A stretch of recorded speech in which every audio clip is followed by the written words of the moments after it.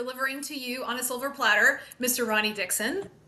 How's it going? Amazing prosthetist, amazing love me amputee, rock climber, world champion. We're gonna be bragging about him all night tonight.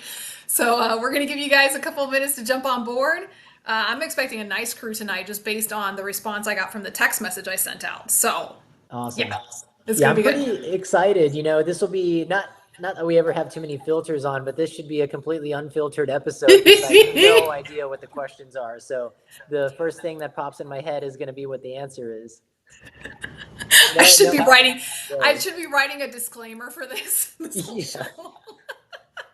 Hey, Steven, welcome on board. Guys, I see a few of you popping on board. As you come on board, don't be shy. Let me know who you are, where you're from, and what is in your drink tonight. What do you got there, Ronnie? Just drinking tea. Yeah, it's a little too late in the night for coffee. Sounds good. All right, we got Chuck coming in from Missouri. Excuse me. We got Emily from Rehab in Hershey, Pennsylvania, drinking water from her Click Medical Yeti. Yeah, we've got a Nice. lot of folks here who are winners. Guys, those of you who are watching the replay, thank you again for watching the replay. I know some of you said you're going to be doing that. Please put replay into the comment section. Let me know. Give me a shout out. And if you have any questions, by all means, put them in there. I do go back and watch the show after it has been closed down to get any questions that may have come in later. And all of a sudden, we have a ton of people that just jumped on board. We got Eric, and he's watching in from the YouTube channel. He's got his Powerade Zero. We got, let's see, Stephen Duncan from New Jersey. We got my Denise. There's my Tar Heel girl right there with her water. We got Benny. Benny, it's been a while, man. Benny, you haven't sent me any songs lately. Benny used to send me like a song every day through Facebook Messenger, and he sent like the coolest collection of Oh songs. It was always a surprise to know what he was going to send me. We got Harsh on board. Harsh, I'm going to hopefully see you November for the Discover Your Possible event in Richmond, Virginia, guys. I'm so excited to be speaking there again this year. Woohoo, so excited. This is the event that we have to do together. Okay. Ronnie, at some point at POA, Tennessee. Like, this is the event that I've been wanting to do at your clinic. So, Awesome. Yeah, we yes, should definitely do it. totally like random. We got Tom on board. We got, let's see, Rob Samuels from Indiana with his Coke Zero and his Click Yeti. A lot of people with the Click Yeti mugs. All I right, see. yes, and you got the text this time. Good. We've got Scott from West Virginia. We've got Felicia. Got to meet her at the AC conference. And Susan. Susan, we got your Hi, question Susan. here. All right, guys, we've got a nice crew already on board. So we at Kesha. Hey, Kesha from Missouri, Central Missouri. We got a lot of Missourians here tonight. All right, we're going to go ahead and get started. Guys, for those of you joining me for the first time, welcome. My name is Cosi Belloso. I'm a physical therapist amputee specialist here in Tampa, Florida.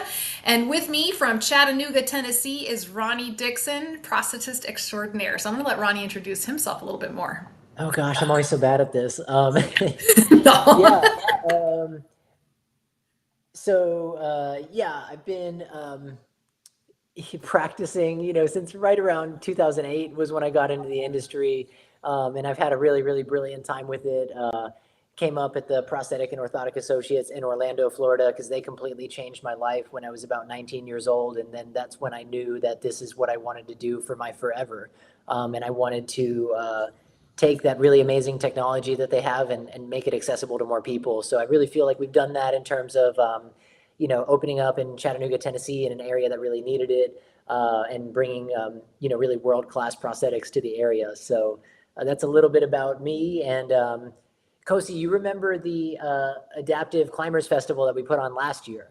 Yes. So last year we had about 130 to 150 people with us, and this year we had over 200. So that was just a couple weekends ago. Holy cow. So tell us more about that. Tell the folks Yeah, who were not on the show last year. basically it's a festival that we put on for people with a disability who enjoy rock climbing, which seems like it would be a super specific thing. But we had over 200 people join us from all across the United States. We completely booked out a campground, even had a wedding there, and then had a bluegrass band at our after party. So it was a full 3 day kind of like extravaganza. And we had some big sponsors like the North Face and the Cliff Family Foundation, which is Cliff Bar. So we had a really, really great time out in the backwoods Kentucky. It was fun. Oh my gosh, that's amazing. So, Ronnie, for people who might be interested in that for next year, is there going to be one for next year? Oh, 100%. Yeah, I think our Okay. organizing crew is all in. Next year's year 5 that we're doing it, and we want to make it even bigger and badder than it's been. So where can people go for information on this, for We making have a plans for website next year? actually now, adaptiveclimbersfest.org. I'm gonna write it down.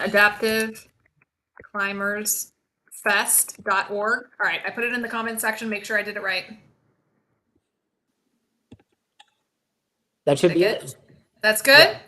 All right, so guys, and you guys, anybody who's been on this show, at least you know who Ronnie is, right? So Ronnie, you got to brag about yourself a little bit. Tell them about your personal rock climbing experience, so they Yeah, know why.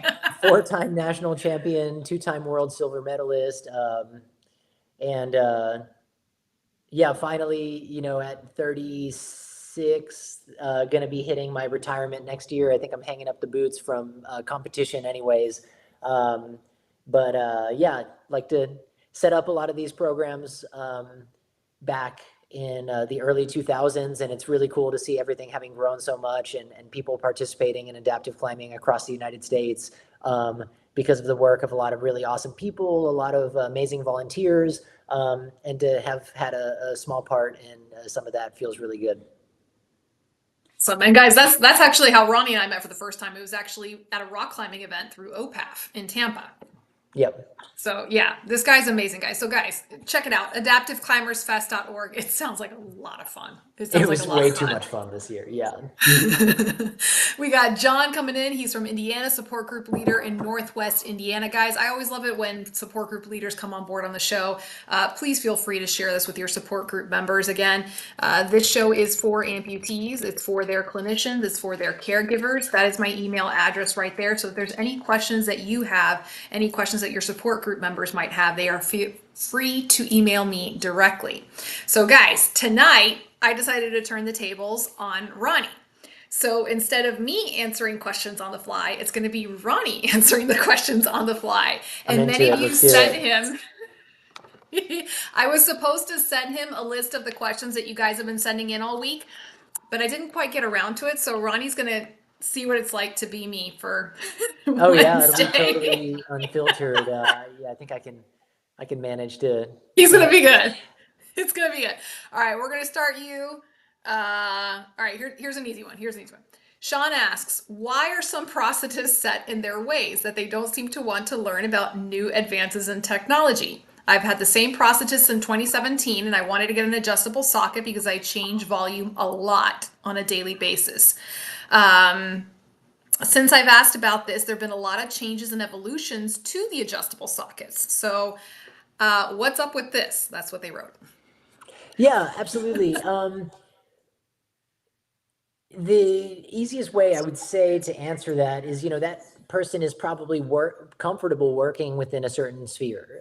So, they have, let's just to put a number on it, 4 or 5 things that they might be able to do to the best of their capability. And sometimes going out of that can be a little bit intimidating, scary, but also too from a more pragmatic standpoint, prototyping something that you haven't done before can definitely take more time.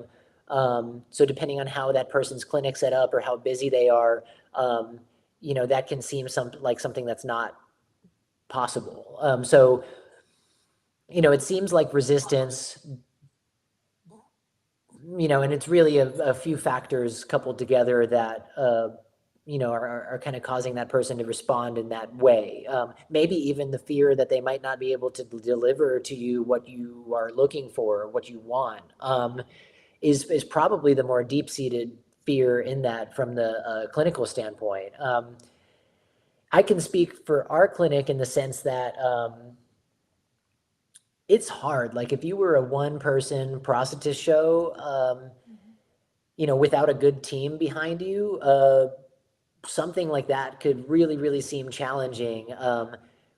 We've got our clinic set up a little bit differently to where each person on the team has different strengths and different weaknesses. So, we can prototype different designs and, just really have a lot more flexibility when it comes to doing the most custom jobs, the things that we really have to figure out unique solutions for with people.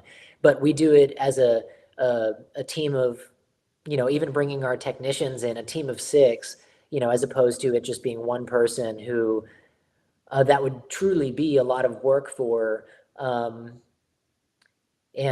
might actually seem impossible, maybe giving their working setup. Yeah, that's a very good answer. So, Sean, the only thing I have to add to that is basically when someone comes to me asking me about a new product or technology, the first question I ask them is, what do you think this product or technology is going to do for you that you cannot do now? And start the conversation off that way. Because if it's the new bells and whistles, then not necessarily appropriate for everybody. But if there's a functional reason, you seem like you have a functional reason. You change volume a lot on a daily basis. Right? So, digging just a little bit deeper and finding out exactly what Ronnie just pointed out. Is this something because the prosthetist perhaps isn't comfortable with this new technology because they're simply not familiar with it and they kind of need to do a little more legwork on it on their own? Or do they have a legitimate functional reason and perhaps they have a different solution? And that's the other thing I would bring to them is saying, well, if you're going to kind of shoot down this idea I have, then what other solution do you have for me to help me with this, to make it a little easier for me? Ooh, boy, we got more questions coming in. And this is going to sound like it's crazy, Kosi, but sometimes I will literally take somebody down the path that they want to go down. Not to necessarily prove a point, because I don't have any pride in the game. I just want the patient to be happy. But sometimes what I'm just trying to say is that we get to the end of the road and what they wanted something to be isn't necessarily what it was. So, and then we kind of talk about what was good about it, what was bad about it. And then using my expertise, that person might be a little bit more open to my suggestions, and we can come up with something that's a little bit closer to what they're looking for. But no, absolutely. Not everybody's going to have that kind of bandwidth to go on a one-way ticket to nowhere. And sometimes I'm willing to do that. Right. No, and I was going to say, the first thing that popped into my mind is I've done that all the time. Usually my biggest thing is patients want to progress a little too quickly to the next assistive device. They're on a walker and they want to quick. I want to go to a cane. And I'm trying to convince them, no, let's wait. Or I want to take you from walker to nothing, which is going to take a little longer. So I'm like, okay, let's show you what it's like to use a cane so that you can see what it is that we're talking about. So no, that's certainly a strategy. And sometimes folks, that's how they need to see it to understand sometimes what we're trying to explain. So yeah, props. All right. And Eric said here, like, Ronnie made me a great prototype adjustable socket. And I was really happy with how Eric's turned out. But I think the other part of that story is Eric and I went back and forth a lot on, how to make his socket better. And then finally one day, he said something in a way that clicked with me basically. And then finally, for the first time in a few appointments, we were seeing eye to eye. There you go. And that's why you have a lot of fans. Your patients are extremely loyal. All right, we got a question here from Chuck. Says, what is the best thing to know when going to the beach? Any suggestions appreciated? Sure. And then I'd love to answer Kesha's question after this. I think that's a really good one.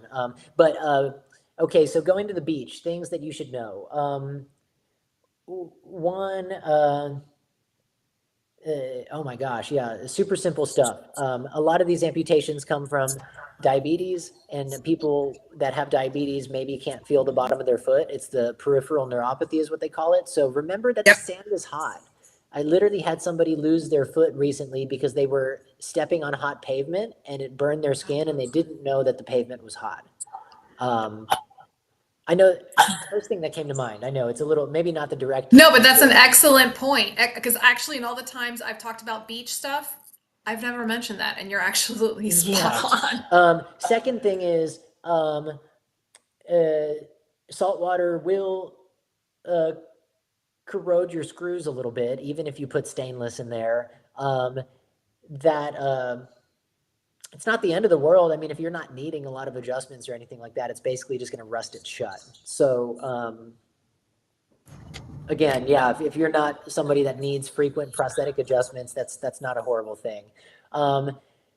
Sand in the foot shell is the number one thing. Like if you're going to the beach and you get it wet, just take a hose your prosthesis off with some fresh water, Um, and that will, definitely help keep it clean, get the sand out of the foot shell, and then that'll help keep the carbon fiber in the prosthetic feet from wearing, from the little sand particles in there.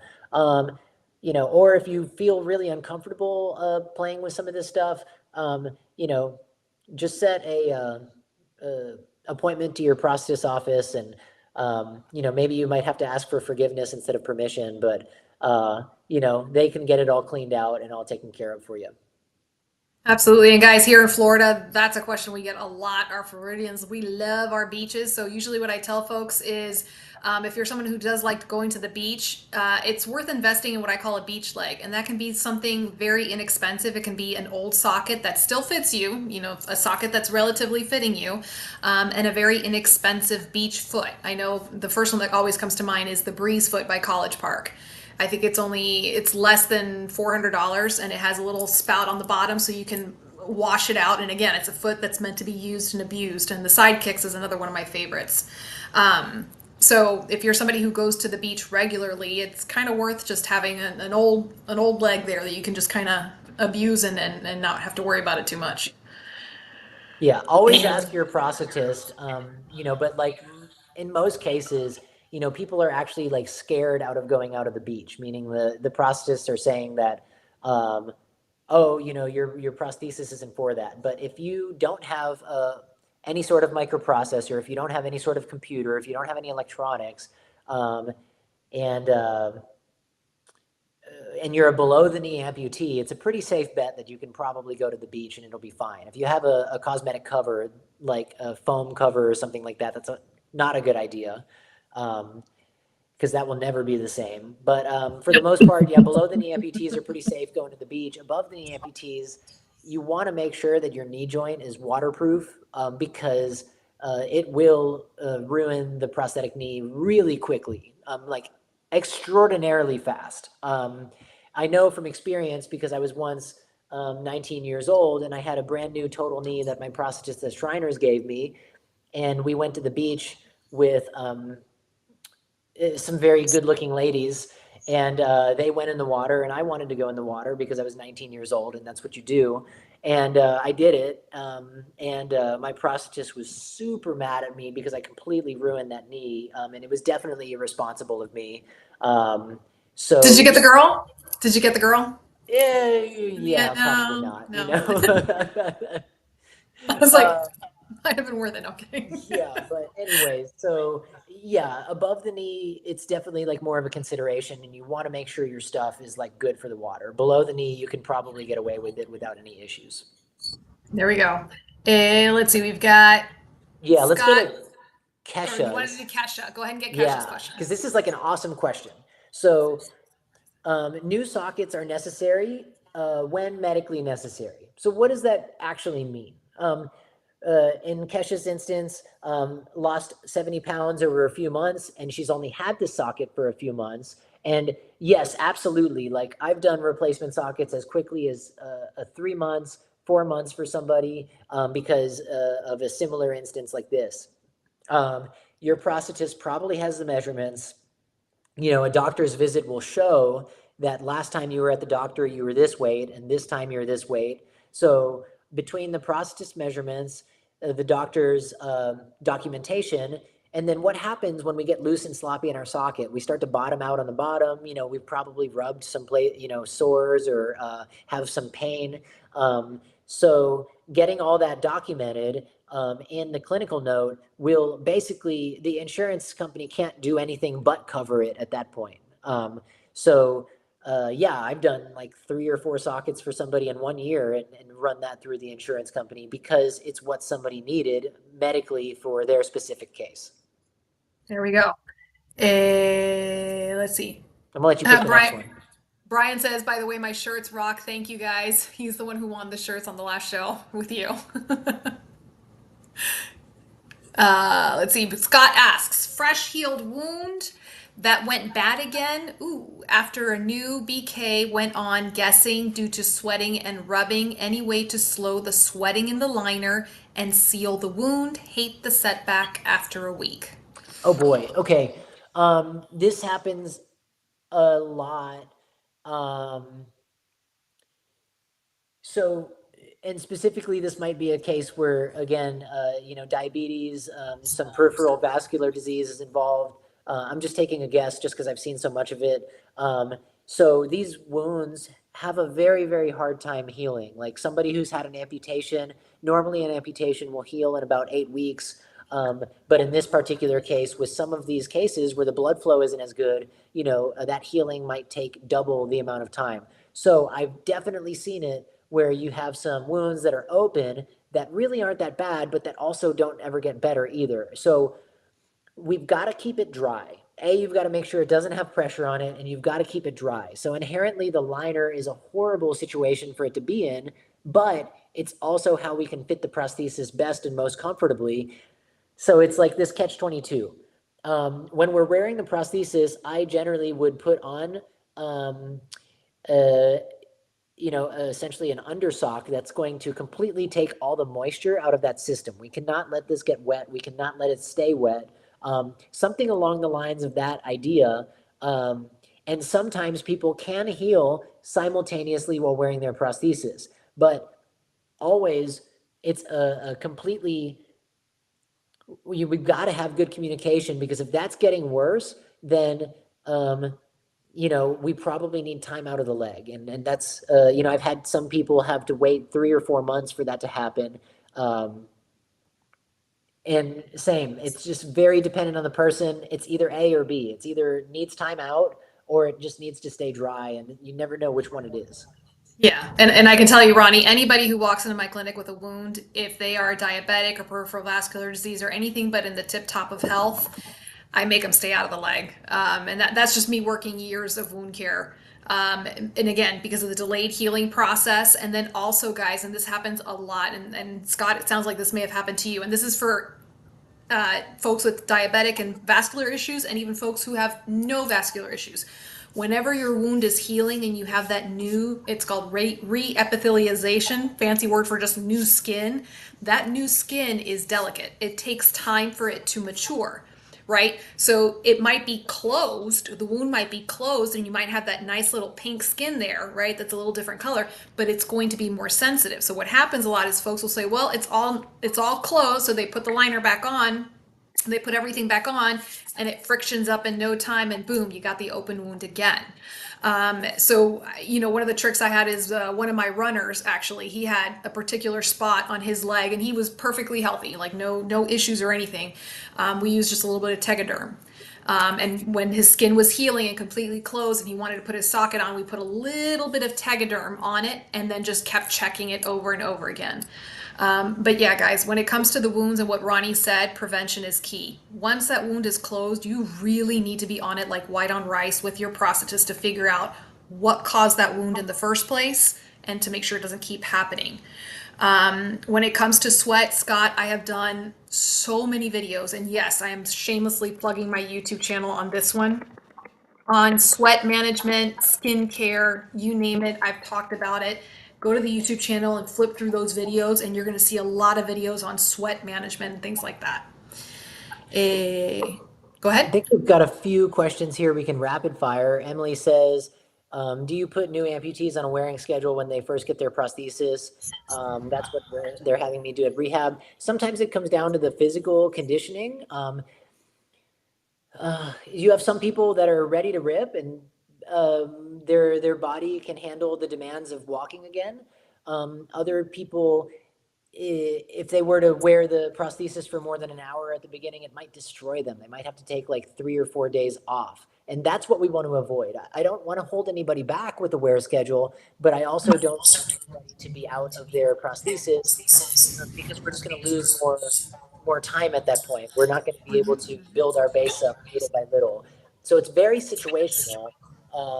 And I have gotten more conservative over the years in terms of I have been using more wear times now than I ever have in my career. Part of it is probably the patient population that I'm seeing. And the other part of it is just that I'm realizing the importance of just some of these small details, and that overdoing it is one of the worst things that you can do at the beginning. Yeah, and you can probably guess where I fall on that spectrum. I'm definitely you're guilty until proven innocent. I'm going to assume that your skin is going to blister up until your skin proves to me otherwise. Mainly because of what Ronnie said. What I wouldn't want is to have you be too aggressive with your wearing schedule, and then you pop a blister, and then we're back to setting you back. So I definitely have a strict wearing schedule for my patients, and I teach them how to do it. That's the thing is I teach my patients how to progress themselves and how to check themselves with the wearing schedule. And Emily, you've shared with us in the past that you have a history of lymphedema, pretty severe lymphedema. So in your case, you definitely need to be a little more conservative with your wearing schedule, and what they're doing with you in rehab is spot on. I love this Okay. question from Jill. This is actually another Get fantastic it. question that Uh-huh. people don't get a really good answer on. Um, Where's the so question? yes, can you explain why MPK trials, microprocessor trials, can't leave the prosthetist office? So the way the manufacturers are working with us right now is when we buy a microprocessor knee, because of the way that they're federally regulated, the second that that gets marks on it, meaning teeth mark from the clamps that go on the pyramid from assembling the prosthesis, it is not returnable. Because it's been used at that point, and their Ottobock is not able to actually put that into, using them as an example, but it applies across the board. They are not able to put that back into rotation at that point after it's been used. It can't go back into inventory. It can't be resold because of the way that the laws work around those particular devices. So then what happens is we have to request trials. And when we get trials in from manufacturers, again, it depends on how aggressive your prosthetist is. If the trial leaves the office and the patient doesn't come back with it, I'm out $15,000. So most prosthetists are not willing to take that risk. To combat that, I've got a little bit of a different arrangement that I use with people where it's like, look, if I can't have my patients trial this knee, then I'm just not going to use it. It's that simple. So, kind of flipping the tables over. So I've got a couple of sea legs that are up to date enough to give somebody the idea of what it's like to wear a sea leg. I have an Alix that can leave my building. That was an older one for a patient. I have a plie. Haven't gotten a hold of a Quattro yet. And also not using them on a lot of people either. So I like to make sure that people are happy with, what they're walking on. They do deserve to get the chance to trial it in their home environment and not just in the office, because everything magically feels great in the office. But there are some things, some impediments that if your prosthetist is not creative, if they might not have resources to make that happen is the simple answer. So to do that, you have to get creative. You have to have your own staple of microprocessors. You have to have other things going on to get around that. And then Jill, and this is actually one of your ideas, Ronnie, from I forgot what show we were doing. If Jill, if you have a somewhat less than imaginative prosthetist, perhaps you can ask your prosthetist, can I just hang out at your office for 3 to 4 hours one afternoon and just literally wear the knee for 3 to 4 hours in the office, walk up and down the office, walk around the sidewalk on the outside of the office and trial it that way? Because that's a huge purchase to make, and not being 100% sure about the leg that you're going to have with you for the next few years. Ronnie, you see another question you like? Because I've got more for you here. Yeah, I'm Let's just see. kind of floating through and just seeing which ones strike me as like, Here's one. I'm going to feed you one from Andrea. go She's one for of our it. occupational therapists. She says, how and when do you determine when someone is not a prosthetic candidate? Oh, how do I determine when someone's not a candidate? Oh man. All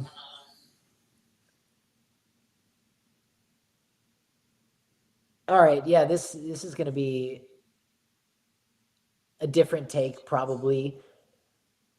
We're sometimes not just doing the physical aspect of fitting the prosthesis and somebody walking. Sometimes somebody probably doesn't have much of a shot at walking, but they have hope. And So sometimes what we can do by fitting a prosthesis is give somebody some hope. And that goes one of two ways. Either that person continues to stay in their same condition and it was a terrible idea and we probably should have not given them a prosthesis, or that little bit of hope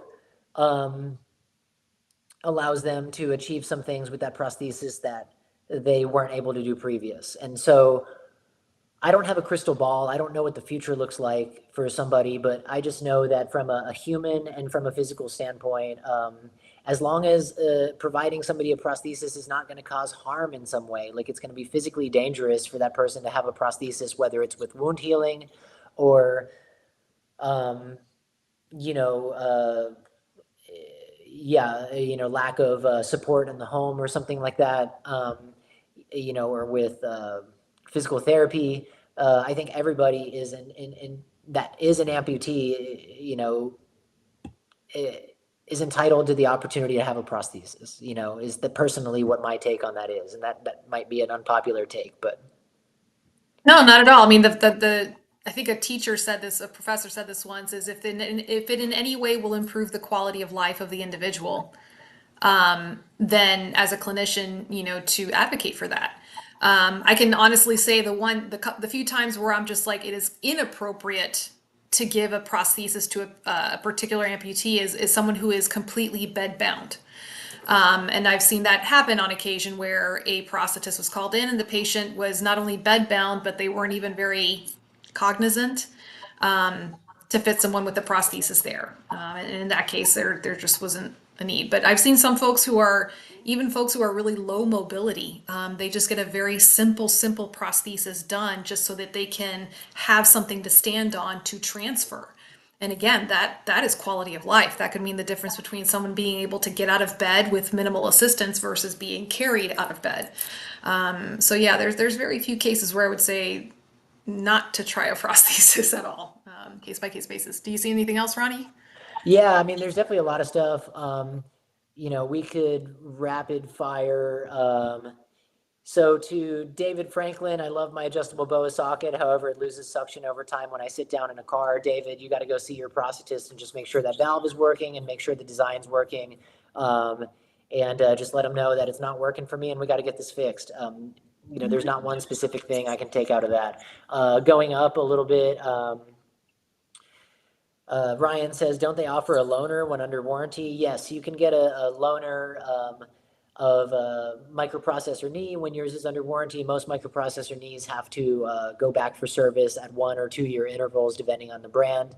So that's a pretty standard thing. And if carbon fiber feet break underneath their 3-year warranty, they get replaced free of charge from the manufacturer. So as long as it was a breakage and not something patient caused, like neglect or something like that. All right, I'll let you sound out Steve, his question here, because I think it's an interesting one. Steve Duncan? Okay. What does he think of the over? Via oh, yeah.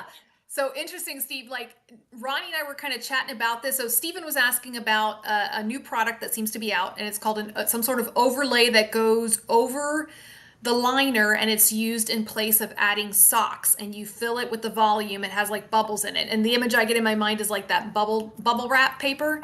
And honestly, Stephen, when you sent me that question, I answered honestly, I think I've heard of that product, and I think I may have seen them at Amputee Coalition Conference at a booth. I didn't get a chance to approach that booth. And so I really can't comment on that because I really just don't know much about it. And Ronnie, you mentioned that you hadn't really heard about this particular. No, not this particular product. I mean, it's an interesting concept. And when somebody does pull it off, it's going to be something that helps out a lot of people, because not only do we lose volume, but, we might lose it specifically more in one place than another. So, having an interface or a surface that's going to maintain a certain pressure gradient could be a really beautiful thing. I mean, it's an awesome idea. But traditionally what we've seen in this industry is a lot of those things that have come out have been hits and misses. There's just not enough nanotechnology out there at the moment to pull off some of these things. So, we've seen a ton of research studies go into this. and probably hundreds of different variations of products that can do something along this line where it fills volume in the socket, and nothing's really panned out that's been super useful. So lots of hope for the future. Not a bad idea. We'll probably see 50 more ideas like this crash and burn before something comes out that's of use. Yep. Jeff Zeller saying he's one of our prosthetists. He's saying every amputee who desires to walk should have a shot. 100%. Yes. Emily says, I know from rehab so far that the prosthesis has helped with transferring, working on standing and trying to walk, but I know it's useful to help me with transferring. Yeah. Yeah, absolutely. It's okay. Should you wear your liner for a few hours each day while your wound is healing? No, the liner is an enclosed space that won't let the wound heal. So definitely be in a shrinker or something that breathes. So you still maintain some of that compression on your leg. And then piggybacking on, we're going to have a question that came in from Scott, and it said, how long should I use a shrinker? Haven't in 3 years, but read that I should wear for a while. That one was one of the ones sent in. Oh, got it. Okay, cool. I was looking for it. Yeah. As long as you need it, really. I don't think the shrinker is a bad idea, especially on a below the knee. With some of our older adults, even with any absence of any comorbidity or anything like that, sometimes, just what we eat or how much water we're drinking can change the fluid level in our residual limb or how much salt we've had. So shrinkers definitely will help maintain more of a stable volume because your leg is going to have had some compression on it overnight, which is when you would typically be using it. So then you would wake up in the morning and your leg is going to be more stable going into your prosthesis. You're not going to be so swollen up that you can't get into it. Definitely for the first year, I think it's an awesome idea. And then after that, as needed. I mean, if you're not having any issues with volume fluctuation, I mean, that's what the shrinker does. So, but even something more practical, like sometimes I remember when I first had my leg amputated and a certain kind of fabric for the bed sheets would really not feel good when it rubbed against my leg because of the really sensitive nerve sensations. So having something like a shrinker or a sock on would help me be able to sleep better at night. So sometimes it just has other practical applications that aren't related to volume control.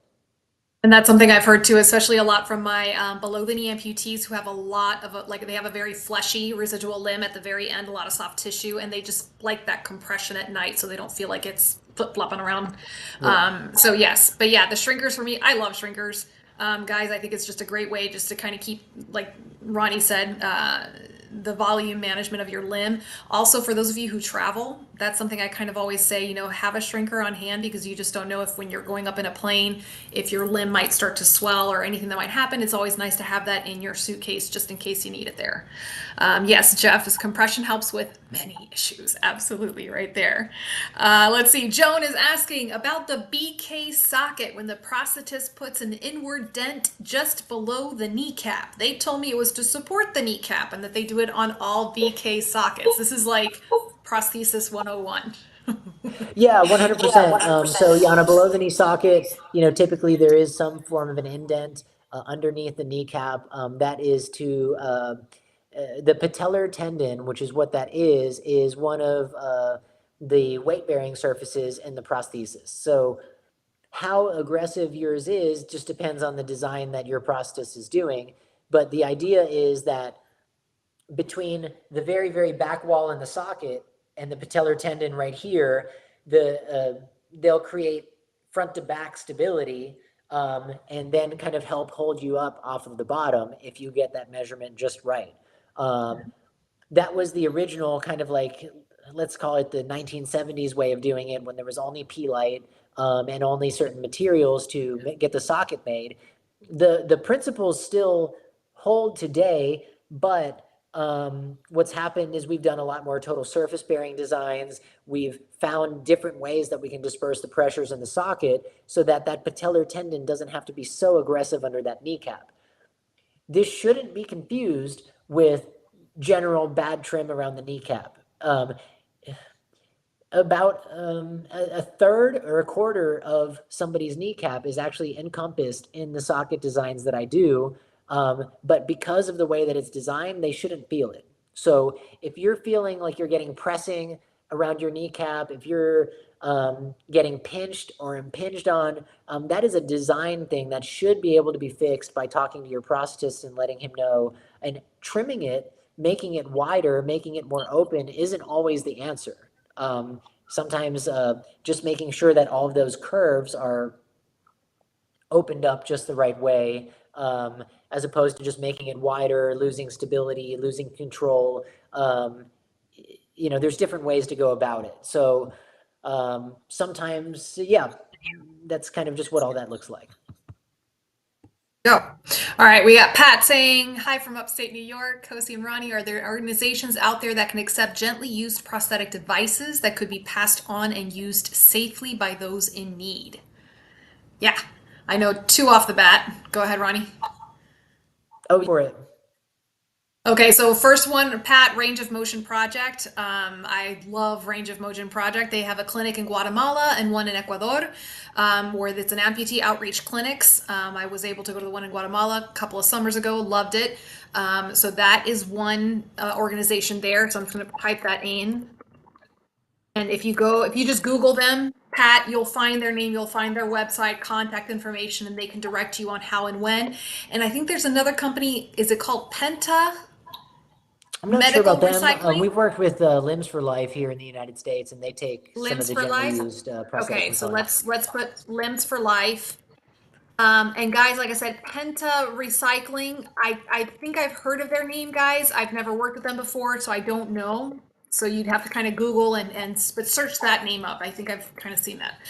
Okay, Sean asks, can you keep your blade leg if you can't fit it anymore? Can I get another socket fitted and still keep my leg without having to get a whole new leg? It just depends on, like, I mean, normally when I'm redoing somebody's socket, the one that I'll consider keeping a little more sloppy just because people aren't going to put a ton of miles into it is the water leg. If we can still continue to use an older water leg just because we need to wear more socks with it, sometimes we might not redo it, but when we're redoing that walking leg, we always almost want to redo the running leg because you've got to have that fitting really, really well to be able to actually use the blade. So, yeah, I think you'd want to have that socket refitted, personally. Right, the socket for sure. And Sean, I wonder if you meant like, can you keep the blade itself? And my impression is as long as the weight, you still qualify for the weight category for the blade. So the actual blade part, yeah, you can keep that. But like Ronnie said, if the socket is not fitting pristinely, then that needs to be Sure. And I redone. guess another way you could answer that question is like, so we'll get a full prosthesis. We'll get a prosthetic leg that has the foot along with it. And of course, we're going to need replacement sockets, but generally, yeah, that foot will last us for a 3-year period unless there's been some sort of reason that it needs changed, like a really, really big weight increase that would change category, a really, really big weight decrease that would change category, in which case insurance payers will pay for a new foot sooner. But generally speaking, Medicare and all the major insurance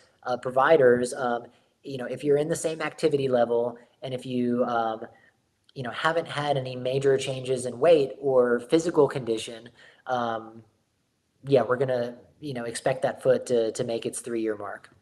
Yeah. All right, we've got Susan. I told you we had your question tonight, Susan. I hope you're still on board.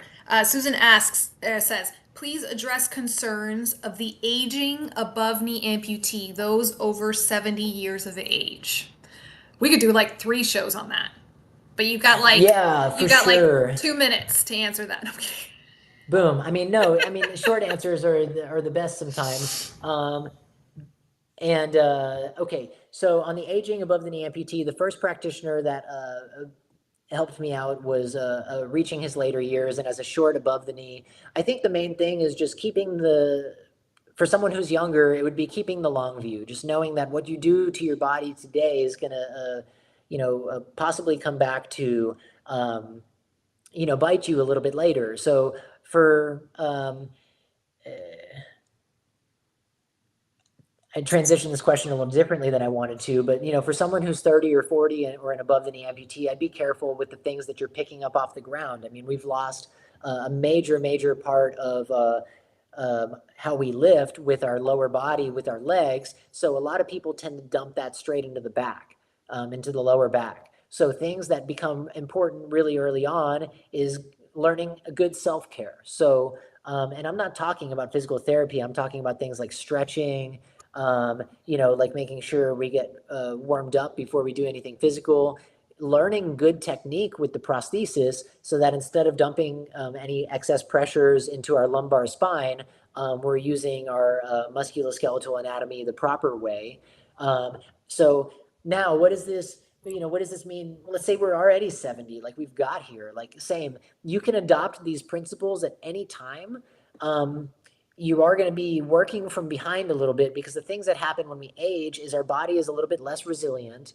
And the the musculature of the residual limb is going to atrophy. There's no way around it. The residual limb will lose any remaining musculature that it has at that point, and will probably be more, to use layman's terms, more flabby, a little bit softer,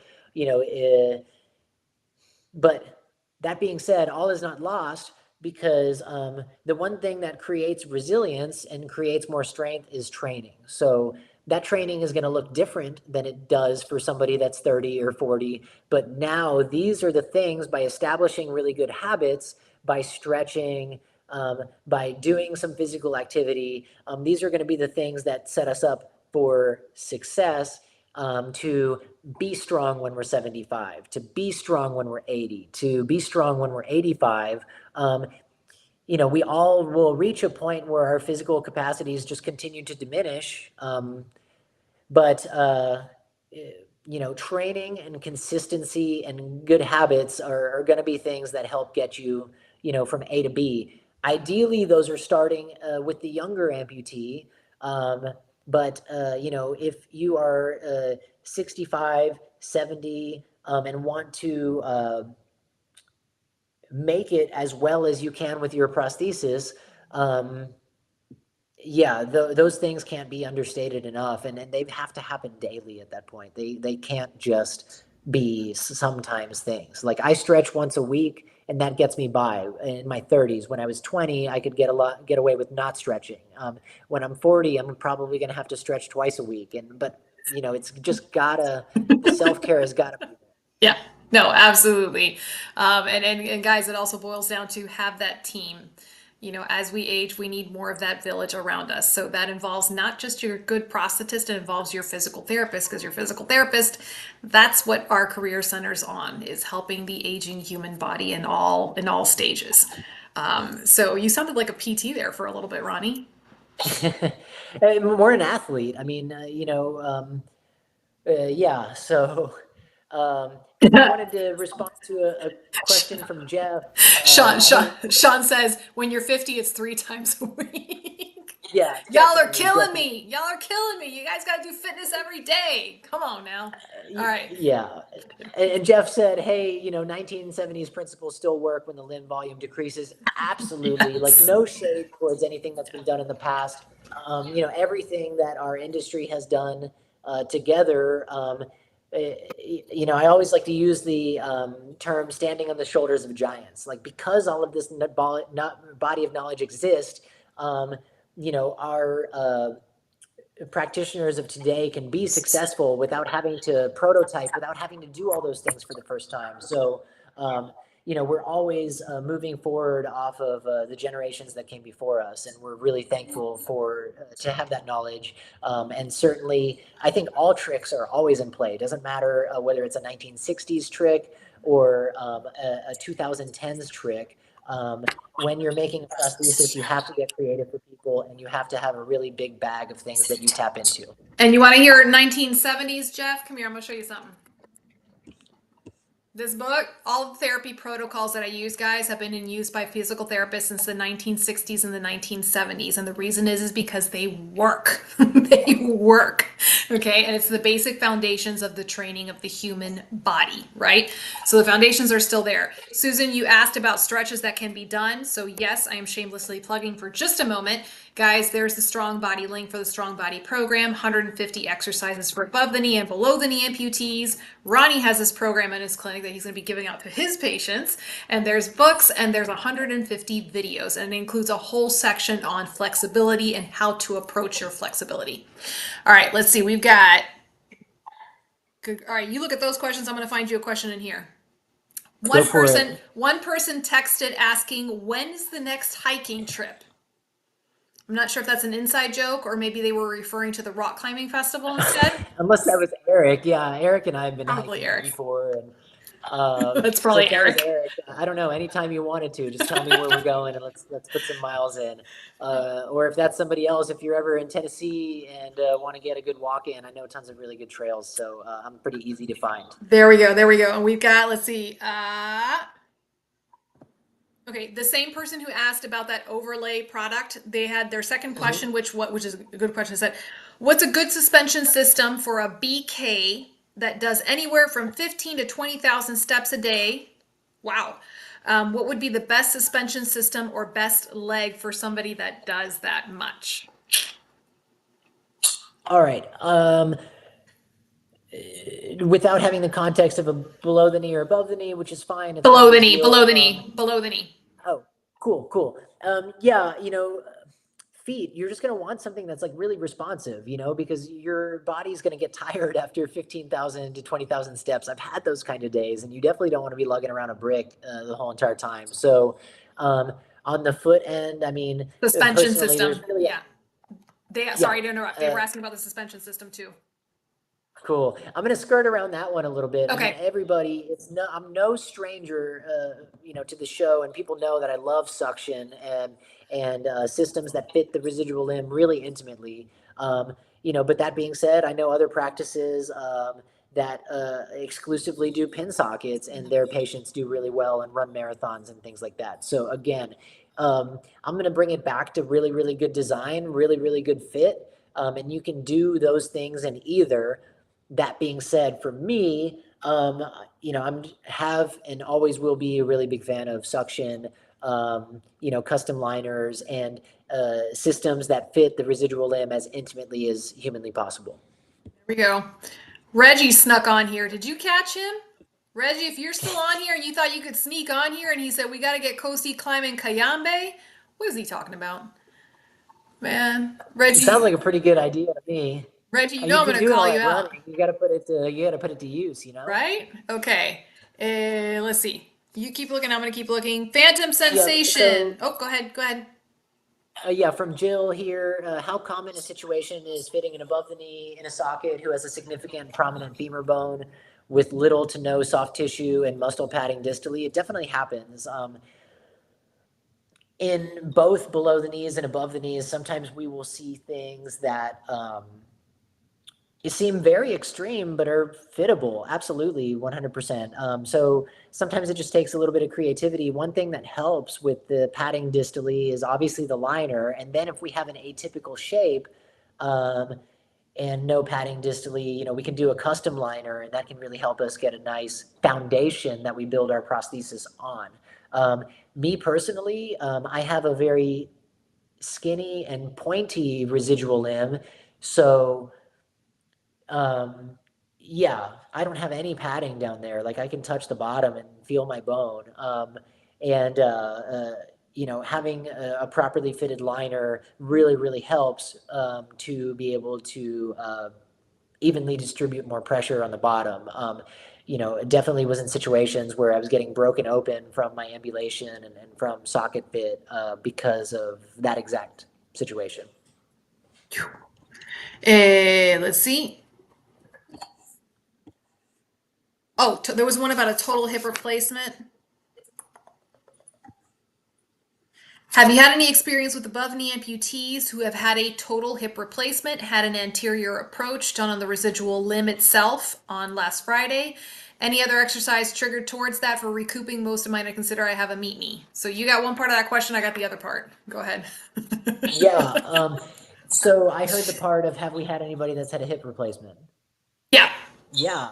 Um, and same, there's nothing different with that doctor's protocol. I mean, at least speaking for amputees that have a longer length residual limb, maybe if it was like 3 or 4 inches of femur, I don't, I don't know exactly what that would look like, but I just had a gentleman, 300 plus pounds, above the knee, long time prosthesis user who had a total hip replacement. And yeah, he came walking into my office, a month or two later and, was, really happy he went through, procedure. So yeah, there's definitely people, a skilled surgeon, they can do really amazing things for sure. And hip replacement below the knee, a physical therapist would be better qualified to talk about maybe what kind of muscular imbalances might come along with that, and how that might affect ambulation with the prosthesis. But in terms of getting it and will it affect prosthesis usage? No, I mean, because the prosthesis is fitting below the knee. So, anything that's happening at the hip, should be totally separate from the prosthesis. Yep. And guys, when it comes to total hip and total knee replacements, I mean, these are outpatient procedures now, which has changed even from when I first started practicing as a clinician, where people stayed in the hospital for at least 3 to 5 days after the surgery. And the rehab protocol, this is something that a physical therapist in their first year of study can do.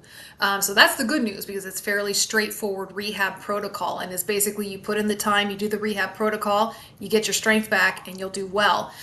Between hips and knees, hips, in my opinion, are easier to recover from. You get up and moving a lot faster, you get the range of motion back a lot faster than you do with the knee. But again, either way, get that physical therapist and get moving, get going. Let's see, we're plugging through really well. Yeah, Emily mentions, what do you consider to be an atypical shape? And I think that's a great question. Um, Yeah. anything that's not cylindrically shaped, so anything that's not really round in profile. So with the below the knee, yeah, they take all sorts of different shapes and, whatnot. And the majority of the below the knees that we're doing are custom liners.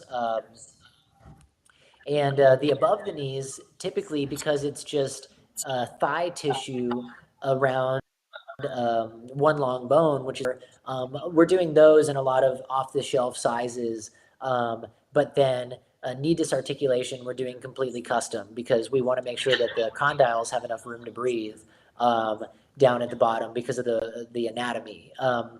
Yeah, we are doing custom liners. If somebody's had really, really bad skin grafting, a shape that might be more V instead of a U, or instead of it's just something that, is more pointy at the end, or rather than, kind of being cylindrical. So you get a vision for it, having seen, tens of thousands of residual limbs at this point.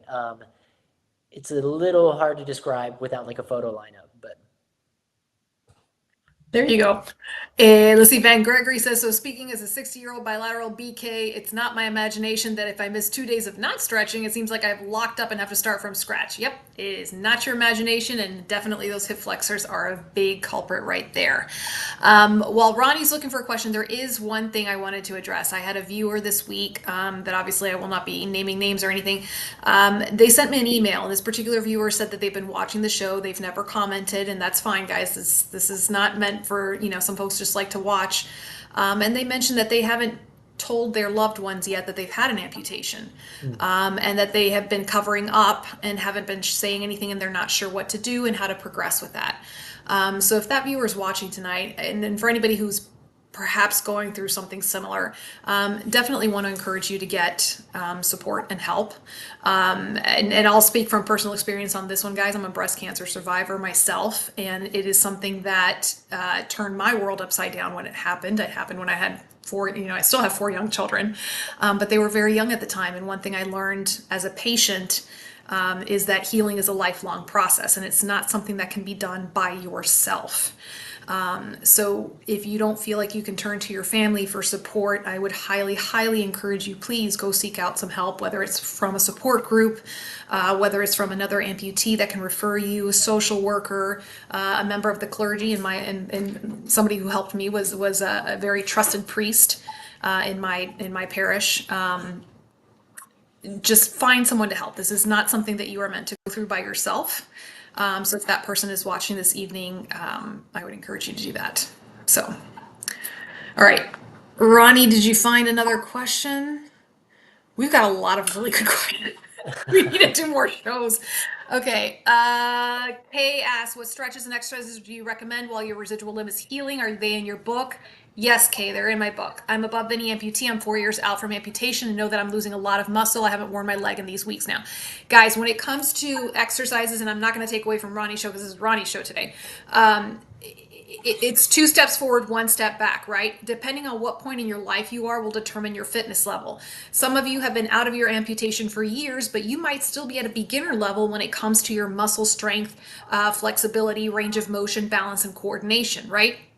And some of you may only be 6 months out of your amputation and you're getting ready to run your first race. Okay. So, having a fitness program that can adjust to all of that, the different phases of your life, I think that's something that you need to have. That's why I always encourage you guys to have a physical therapist on your Rolodex, on your cell phone, and somebody you can talk to. But yes, the book does cover exercises that start from the moment the person is out of the OR. So these are exercises that I did with my patients their very first day all the way up through the high-end athlete and runner. So I highly recommend you guys, if you have this book, take it to your PTs, take it to your fitness session so that they can help you with that. Okay. We got one more. We're going to do one more question because I know we've... All right. All right. You want to pick... I'll let you pick the last question out, Ronnie. So the one that I thought was kind of interesting here is Kesha says, do you think that the different types of suspension are better in one state versus others? We're in this big country that has, 50 states in it. So, That's an interesting... I've never thought of that before. That's yeah, I interesting. think more states use pin lock and other areas might use vacuum, or do you think it varies? And I think the answer is, I think regionally you'll probably see some trends that pop up. It'd be interesting, yeah, to see if in smaller weather-wise. markets and things like that, they might just do more pin legs for maybe folks who are just transferring or using the prosthesis in the home, and that might be what they're used to. So even if they do get somebody active in, they'll still do something similar. And the one thing I can say super soundly is that it really does vary across the board to who the practitioner is, what the market is.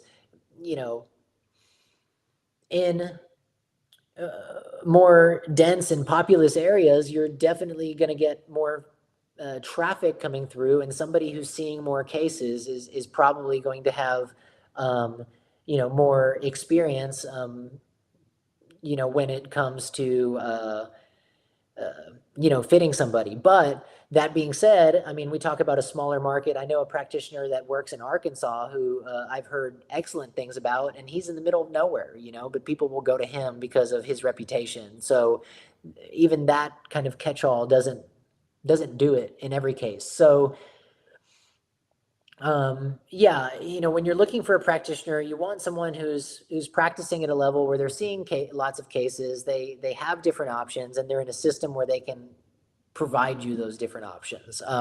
So yes, if you are in a smaller market, sometimes that might mean, going to the city to get a more specialized experience, or sometimes you might be pleasantly surprised that the practitioner who's right there in their backyard can handle all your needs. But it's going to really vary across the board based on that person's experience level and their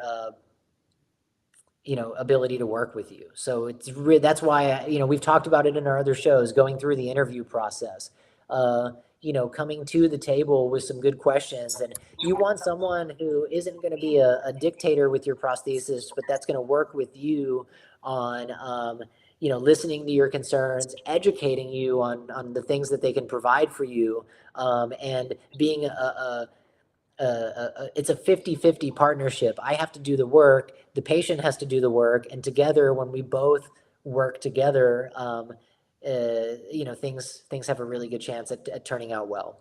Absolutely. And guys, there's the video that Ronnie referenced, the video that we did where I think it was one of our very first shows that we did on how to choose a prosthetist and how to interview your prosthetist. Guys, you can find that video in the YouTube channel. If you look under the part that says live videos, that tab, and you'll see Ronnie right there several times, several of the videos that we've done together.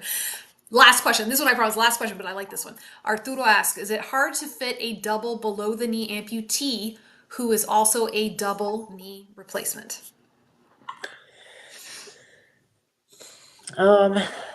This is one I'll preface. I can't speak from specific experience. I've never done that. I fit somebody who's had a single knee replacement, and really, I don't get too scared by bilateral amputees in the sense that it's just one amputation twice. We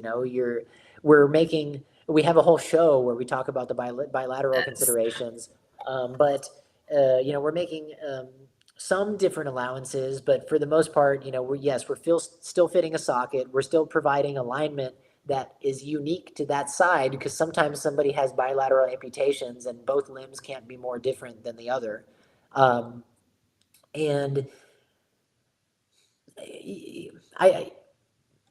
if the surgeon did a good job with the knee replacement and it took, I don't see why it would be any different than anything else. Yep. And more importantly, if your physical therapist did the right job and making sure your quads and hamstrings and glutes are nice and strong, then you should be good to go. Yeah. I mean, things that we do notice is sometimes people have come to us after an accident, and I can control all the things that are happening on the outside. So the way that the socket interfaces with the skin and the residual limb, making sure that there's no pain, that there's, no pressure points. Sometimes somebody's standing and they'll be achy inside their knee. And, sometimes that can be osteoarthritis. Sometimes that can be other things. And those are the things that I personally can't control. Once we have the alignment set up that it's anatomical for that person's body, the socket fitting to where it's not, where it's fitting with total contact and not causing any redness or irritation. The stuff that's happening inside, I can't always control. There you go.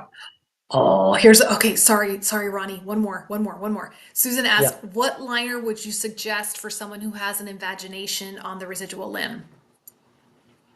Ooh, that's such a good question.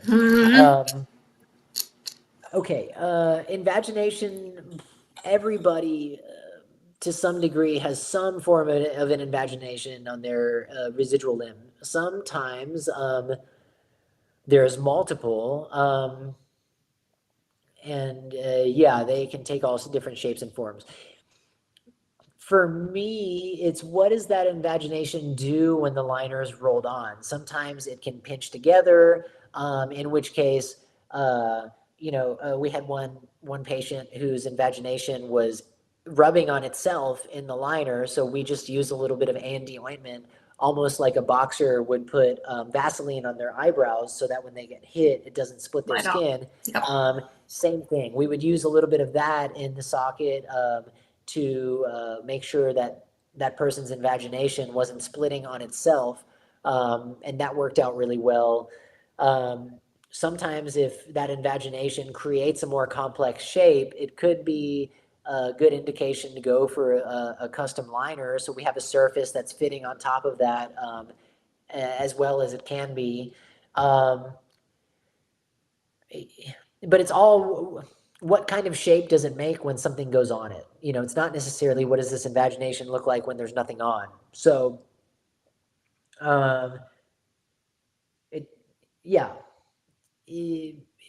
custom liners can sometimes address really, really complex invaginations, but oftentimes an off-the-shelf liner, properly sized, can still work well for an invagination. There you go.